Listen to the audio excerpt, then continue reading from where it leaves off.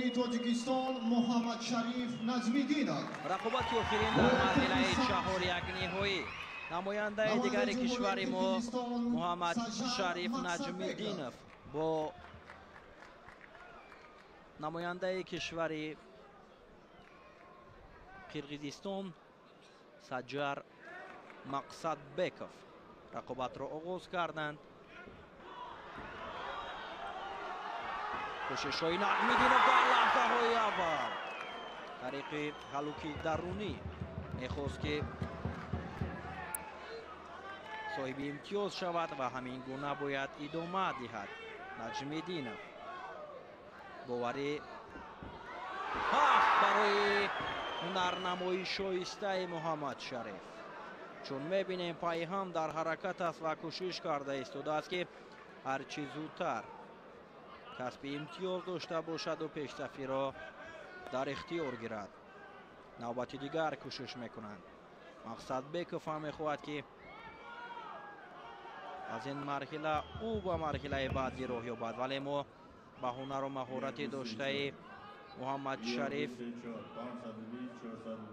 باوری کامل داریم که میتواند در برابر این رقیبش غالبیت را به دست بیارد. حرکت های پای در همی محمد شریف نجمیدینov و همین طرف فعالی و بینابت گرفته می شود و برای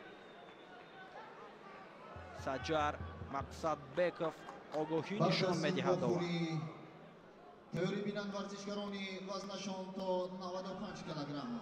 After this contest be ready athlete under 95 kilos. باز هم کوشش میکنند. سجار در حرکت است. کوشش نوبتی از جانب نجمیدینov. تنتنه حقیقی گشتنگیری در ششمین جام رئیس شهر دوشنبه آید به گشتنگیری بخشیده به روز پایتخت، چون میبینیم تنتنه دارد و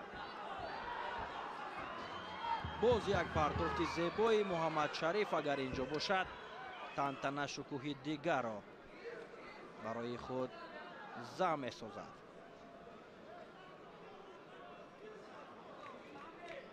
آگاهی دوم برای سجار این تنبیه است و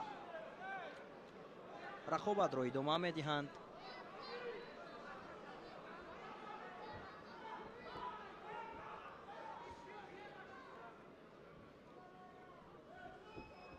تا این لحظه ها برتریت کاملا بر نفع پهلوانی مو است و باز هم تلاش های نجمیدینov با یک پرتافت عالی امتیاز کامل حلال برای محمد شریف نجمیدینov. واقعا تنتنه میکند. ایدی گشتنگیری در پایتخت تاجیکستان شهر دلارای دوشنبه. به هر صورت پرتافتی انجام داده نجمیدینov را داوران سنجیده میبرایند و ما هم توجه میکنیم که اینجا نجمیدینov حالا درونه را بسیار هم با مورد و سری وقتی در سطح بسیار عالی اجرا کرد و شاید که پهلو به گذاری کنند، ولی به هر صورت طوری که قید کردیم امتیاز حلال باز پس گرفته می شود و برای نجمیدینov پهلو به گذاری میکنند. به هر صورت حرکتی عالی بود و دیگر باره نجمیدینov تلاش کرد امتیاز بدن برای پهلوانی ما نشان داده می شود و تا انجام حالا وقت زیاد است. محمد شریف میخواهد که انجام یافتن وقت رو هم انتظار نباشد و هرچی زودتر غالب شود و به مرحله نیم نهایی قبل از انجام وقت برود.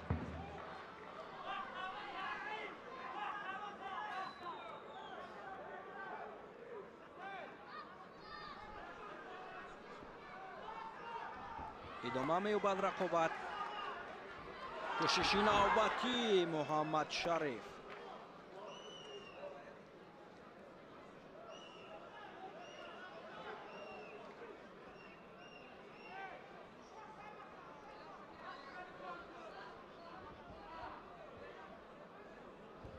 موقعیت برای اجرا کردن اصول برای نجمیدینов خوب است. حرکت میکند و برتریت کاملا بر جانب پهلوان مو است.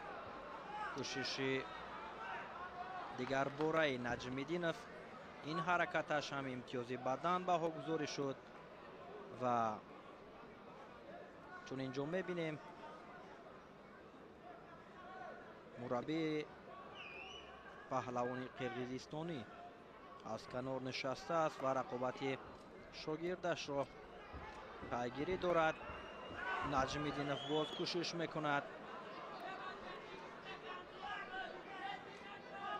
دیگر پهلوانان قرقیزستانی هم برای هموطن خود مصلحت ها میدهند که چگونه باید هنرنمایی کند و نجمیدینov باشد پای هم در تلاش است، در حرکت است که هرچی زودتر امتیاز دومی پهلو یا اینکه امتیاز کاملی حلال را صاحب شود. بسیار یک پرتاب عالی نجمیدینov سیومین بدن را برای نجمیدینov نشان میدهند که فکر میکنم پرتافتی انجام دادش حتی به پهلو هم نزدیکی داشت و به هر صورت این حرکت را داوران سنجیده میبرند. ببینید که چگونه سر زانو می نشیند و حرکت میکند و پرتافت انجام میدهد.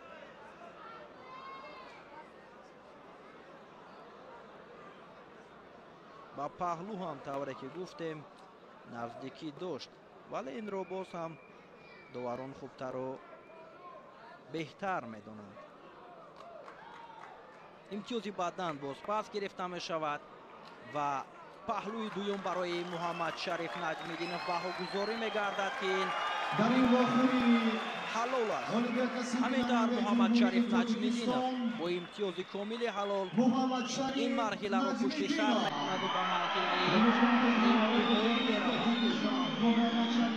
در مرحله نهایی وزن تا 78 کیلوگرم دو پهلوان کشور ما و دو پهلوان همسایه کشور ما ازبکستان با مرحله این نهایی راه یافتند که در رقابت‌های بعدی برای پهلوانان تاجیک هنری بالا و شایسته را آرزومندیم.